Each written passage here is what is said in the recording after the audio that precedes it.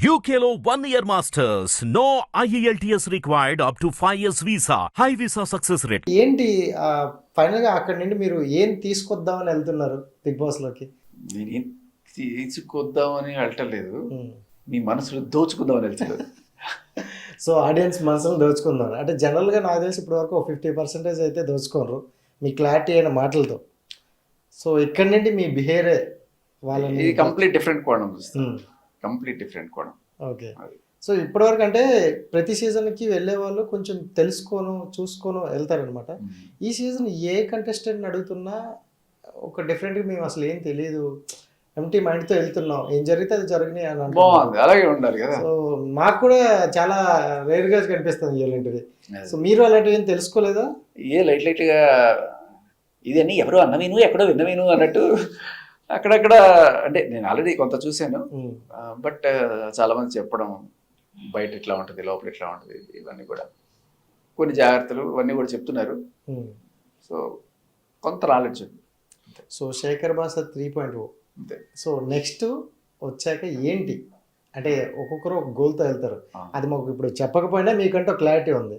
So next వచ్చిన తర్వాత శేఖర్ భాష ఎలా కనిపిస్తారు? హీరో గానా, డైరెక్టర్ గానా, డైరెక్షన్ అయితే జరుగుతుంది, డైరెక్షన్ అయితే ఖచ్చితంగా అదైతే పక్క. మేబీ ఇంకొంచెం నాకు బలం చెప్పితే కాస్త మంచి ప్రొడ్యూసర్లు కనుక దొరికితే ఖచ్చితంగా ఆల్రెడీ నేను రాసుకున్న కథ అంతా రెడీగా ఉంది, అది పట్టాలకి వస్తుంది. జనరల్గా మీ ఫైనల్ గోల్ ఏంటన్నా? సినిమా తీయడం, కానీ ఒక దీనికోసం ఒక యాక్టివిస్ట్గా మారిన తర్వాత ప్రస్తుతం ఒక గోల్ గట్టిగా పెట్టుకున్నా. ఇది ఈ సెక్షన్ PNS 68 and 69 సెక్షన్స్ ఇలాంటివి, అలాగే మగాడికి జరుగుతున్న ట్రీట్మెంట్ ఏదైతే ఉందో సొసైటీలో మీడియా పరంగా కావచ్చు, పోలీసుల పరంగా కావచ్చు, ఇది మారాలి. మగాడు ఏమంత నీచుడు కాదు, ప్రతి ఒక్క మగాడు అంత నీచుగా చూడాల్సిన అవసరం లేదు. వాడేం కుక్క కాదు అంత నీచంగా చూడడానికి. మనం ట్యాక్సీలు పే చేస్తున్నాం, ఓట్లు వేస్తున్నాం, మనకంటే మనకు రెస్పెక్ట్ ఉంది. పోలీస్ స్టేషన్కి వెళ్ళి తీసుకోవాలి, ఎందుకు లేకపోతే ఇవన్నీ ట్యాక్సీలు కట్టడం అన్నీ కూడా. So you should have your respect. And ఇంకొకటి ఏంటంటే ఖచ్చితంగా దట్ డజంట్ మీన్ ఆడవాళ్ళకి అన్యాయం జరిగితే మనం నిలబడకూడదు. ఇప్పుడు కలకత్తా అత్యాచారం జరిగింది, ఖచ్చితంగా మనందరం కూడా ముక్తఖండంతో ఖండించాల్సిందే.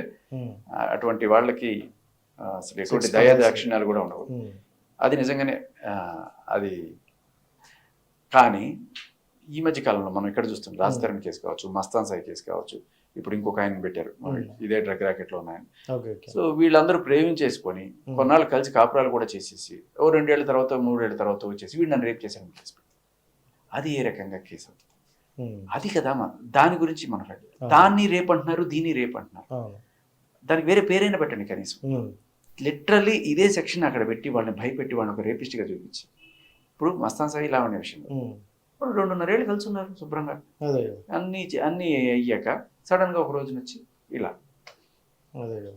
అతన్ని గుంటూరులో ఒక రేపిస్ట్ లాగా ఒక 20 సంవత్సరాలు కలిసి ఉన్నదల్లా వదిలేసి 1.5 సంవత్సరం అతని జీవితం ఇప్పటిదాకా ఇప్పటికి పాపం జైల్లోనే ఉన్నాడు. ఇలా చాలా మంది ఉన్నారు. అదే అంటారు ఇప్పుడు రేపు అంటే ఇట్లాంటిది జరిగింది అనుకోండి ఖచ్చితంగా మంచిది. బట్ ఇదేంటి కలిసి ఉండి నాళ్ళు ఉండి సడన్ గా ఏదో కొట్టుకుంటే ఆ దెబ్బలు అంటే వీళ్ళు ఈమె వెళ్ళి వాళ్ళ అమ్మ నేను నీచంగా తిట్టింది, అమ్మని తిడితే ఎవరు ఊరుకుంటాడు, ఆయన కొట్టాడు, ఆ కొట్టిన దెబ్బలు చూపించి రేపు కేసు పెట్టాడు. సో ఇది పోలీసులు కోర్టులు తేల్చాల్సిందే, నువ్వు గట్టా తెలుస్తావు నన్ను అడగచ్చు. ఎందుకంటే ఇదే మనిషి ఇట్లాగే మీడియా ముందు కూర్చొని అతనికి నాకు ఏం లేదో చిన్న గొడవ అని చెప్పి ఆవిడ ఒప్పుకుంది. సంవత్సరంన్నర అతని జీవితం సంక్రాంతించేసి ఇవాడు వచ్చి అదేం లేదు మా మధ్య అంటే ఎలా ఉంటుంది? ఇదే అంటున్నా, ఇదే చాలా చోట్ల జరుగుతుంది. ఎందుకంటే దానికన్నా బెటర్ డీల్ వచ్చింది. ఇప్పుడు రాజధాని మీద కేసు పెట్టాం, ఇది అడ్డం అయిపోతుంది కదా, దీనికన్నా బెటర్ డీల్ వస్తే అంతే రాజధాని అయిపోతారు.